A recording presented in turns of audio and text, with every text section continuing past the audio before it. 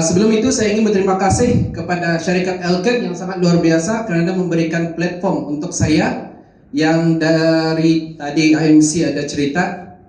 Beri tepukan juga lah pada MC kita tadi. Jadi syarikat Elken sudah 30 tahun dan saya berumur 30 tahun.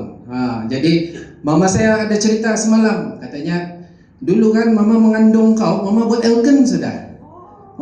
Sudah mama melahirkan kau pula menaja mama, dia bilang. Maksudnya saya yang share mama saya dan mama saya ikut Elken balik. Begitulah. Jadi pada umur 17 tahun saya sudah berkecimpung bersama Elken, belajar. Lepas tu birthday saya 18 tahun terus saya buat. Okey, jadi baru sebagai student in college di Brunei lah, berkongsi sejak sampai umur 20 tahun akhirnya mendapat 6 angka di Elken.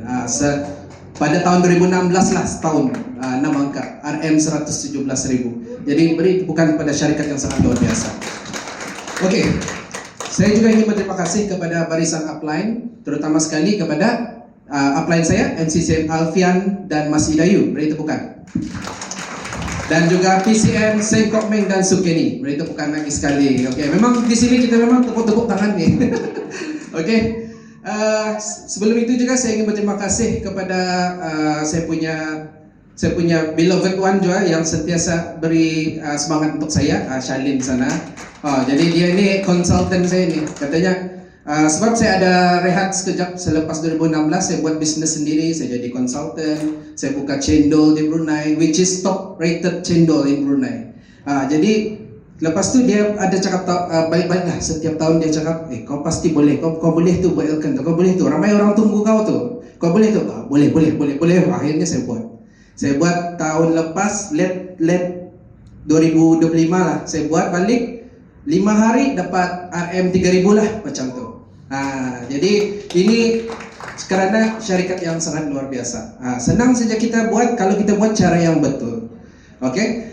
Dan juga cerita tadi kan, umur 20 tahun saya sudah jadi Gen Y Power. Income di Brunei pernah hit 10,000, 12,000 Brunei satu bulan. Kerana syarikat ini ia mempunyai sistem pendidikan Elken. Maksudnya dia ada sudah, kalau orang-orang biasa pun macam tadi Tani punya share Murni Galang kan,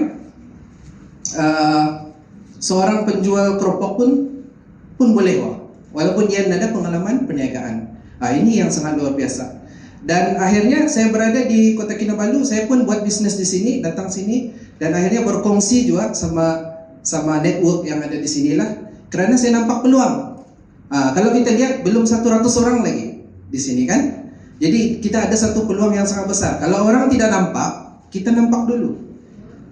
Jadi di sini saya nampaklah ada beberapa, saya datang jumpa sama NCCM Andrews. Inilah semangat Angsalau Elken. Kita boleh borrow power dengan orang lain. Kita cerita yang jual keropok tadi, boleh dapat pendapatan. Okey, kita jumpa lagi. Kita bukan pilih-pilih apa kata orang ni, mau pilih-pilih grup begitu. Ini saja saya mau borrow power. Tidak. Jadi saya banyak. Kalau kita di sini, kalau kamu kenal-kenal, ada jutawan tu yang lalu lalang dengan kamu.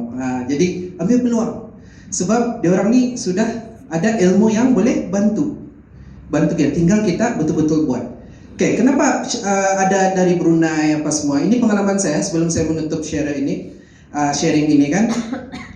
Di Brunei kami pendapatan boleh dapat hit apa semua, tapi kalau bab belajar tentang kesihatan, kami akan ambil masa untuk datang ke KK.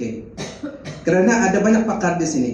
Macam NCCM, Andrew Nicholas, kita ada Mary Chi, kita ada banyaklah. Dari Labuan pun ada Crown Mel dan Pop. Jadi kenapa kami keluar? Sebab di sini lebih dalam kalau dari segi ilmu kesihatan itu. Kami boleh jual produk with basic knowledge. Tapi kalau kena tanya dalam-dalam, kami akan ada trouble di sana. Jadi that's why kami ambil masa. Kalau tidak, kami akan panggil lagi speaker pergi Brunei. Begitu saja. Tapi kamu di sini di KK, boleh sudah balik-balik kan?